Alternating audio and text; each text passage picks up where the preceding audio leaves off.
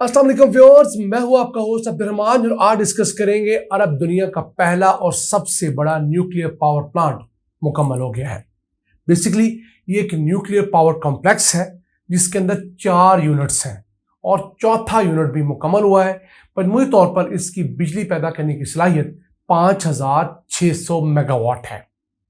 ये power plant UAE की 25% बिजली की जरूरियात पूरी करेगा और इसके साथ साथ अगले 60 साल तक कारआमद रहेगा। यूएई के कैपिटल अबू धाबी के करीब यह मुकम्मल किया गया है साउथ कोरिया के ताउन से।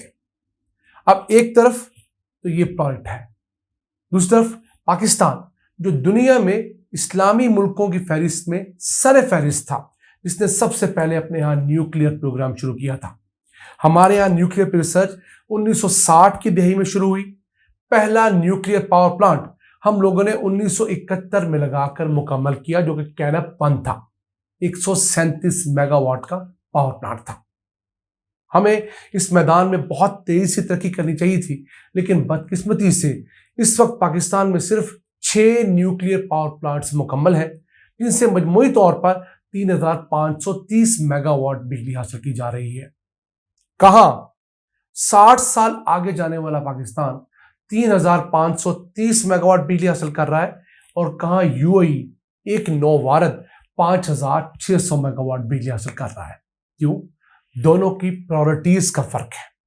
यूएई जिसके पास अपना तेल वाफर है, अपनी जरूरत की गैस है, उसने इन दोनों सोर्सेज को छोड़कर न्यूक्लियर को प्रेफर किया। क्यों?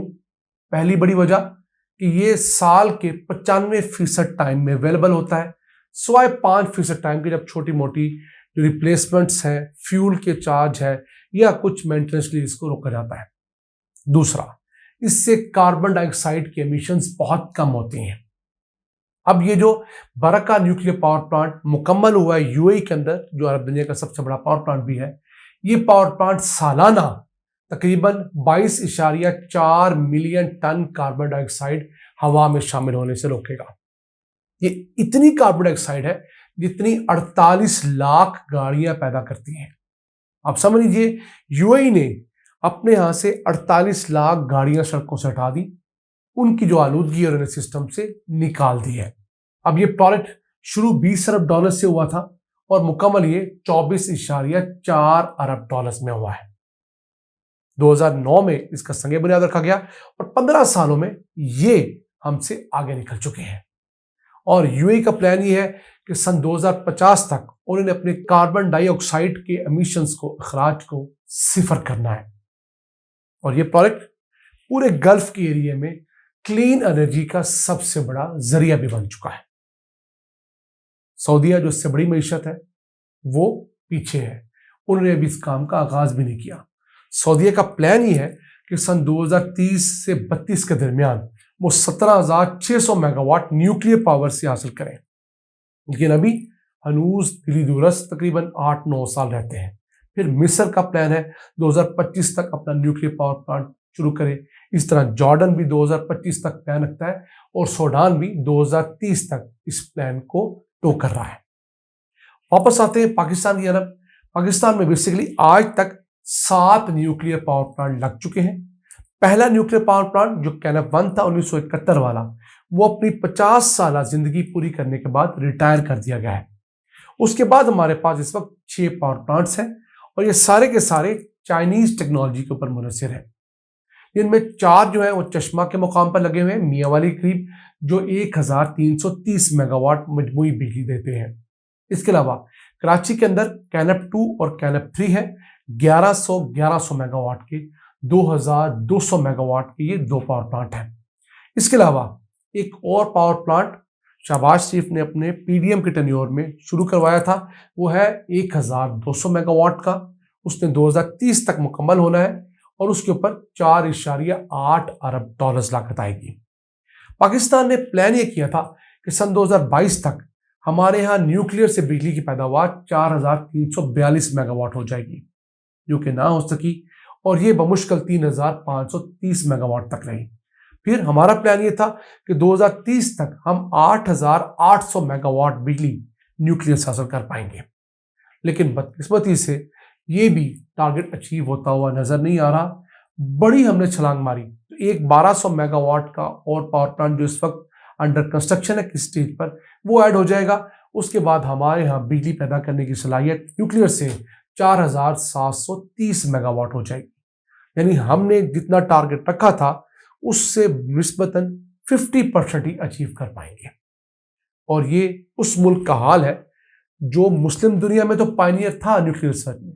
दुनिया भर के अंदर 7वीं बड़ी न्यूक्लियर स्टेट भी है दुनिया में। इसके यहाँ HR के लोग जो न्यूक्लियर फिजिसिस्ट होते हैं, न्यूक्लियर टेक्नोलॉजी में जो लोगों ने एक्सपर्टीज ली होती है, डॉक्टरेट की होती है, इंजीनियर्स होते हैं, वो फैले हुए हैं। सरन जो इस वक्त दुनिया में सबसे बड़ी एक लेबॉर्ट्री है स्विट्जरलैंड में, वहां पर भी पाकिस्तानी साइंटिस्ट काम कर रहे हैं, कंट्रीब्यूशन कर रहे हैं। लेकिन हमारे यहाँ प्रायोरिटीज के फर्क के सबब हम पीछे रह गए हैं। हमने अपने यहाँ इंपोर्टेड कोयले पे जो धड़ाधड़ पावर प्लांट लगाए और जो RLNG के ऊपर हमने धड़ाधड़ पावर प्लांट लगाए, कम से कम उन 8000 मेगावाट के पावर प्लांट में से आधे पावर प्लांट अगर हम न्यूक्लियर लगा देते तो आज इतनी महंगी बिजली ना होती। अब न्यूक्लियर पावर प्लांट में जो फ्यूल की कॉस्ट है वो सिर्फ ₹1 होती है। इसके अलावा इस पे जो कर्जे लिए होते हैं और कैपेसिटी पेमेंट यानी जो किराया होता है वो डालें तो 18 से 19 रुपए का 1 यूनिट ये न्यूक्लियर पावर प्लांट पैदा करते हैं। इनके मुकाबले में जो इंपोर्टेड कोयले पे हमने पावर प्लांट लगा रखे हैं, एक तो उनके लिए हमें इंपोर्ट करना पड़ता है फ्यूल। हमारे पास चूंकि डॉलर्स नहीं तो हम फ्यूल कम इंपोर्ट करते हैं और वो चलते भी कम है, लेकिन उनका किराया हम पूरा अदा करते हैं। दूसरा, उनकी वजह से जो कार्बन डाइऑक्साइड के एमिशंस होती हैं वो हमारे लिए दर्द सर है। तीसरा, इंपोर्टेड कोल पे चलने वाले पावर प्लांट्स 40 से 50 रुपए फी यूनिट तक बिजली पैदा करते हैं। उनका तो सिर्फ किराया ही 24 रुपए फी यूनिट है, यानी कि वो चले या ना चले, उन्होंने जितनी कैपेसिटी इंस्टॉल कर रखी है हर बिजली के यूनिट के एवज वो 24 रुपए हमसे किराए की मद में चार्ज करेंगे। उसके अलावा वो फ्यूल अगर इंपोर्ट करके चलाएंगे उसकी कॉस्ट अलग है, ऑपरेशन और मेंटेनेंस की कॉस्ट अलग है।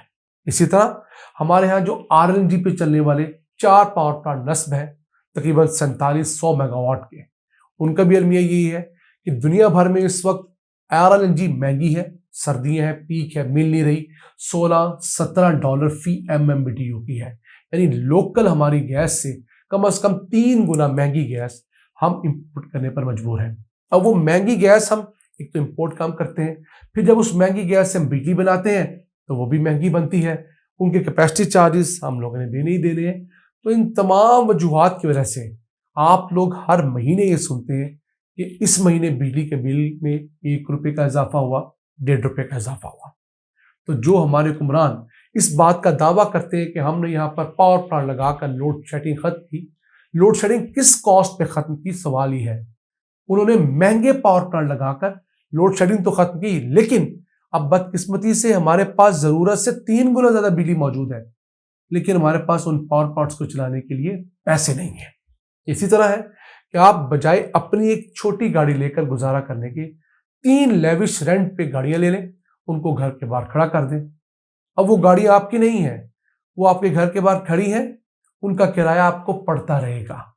इससे अच्छा नहीं था कि इनकी निस्बत छोटी गाड़ी रखते, वो आपकी अपनी होती, उससे अपना गुजर बसर करते और आहिस्ता आहिस्ता उसको अपग्रेड करते, फिर ख्वाब 10 गाड़ियां ले लेते।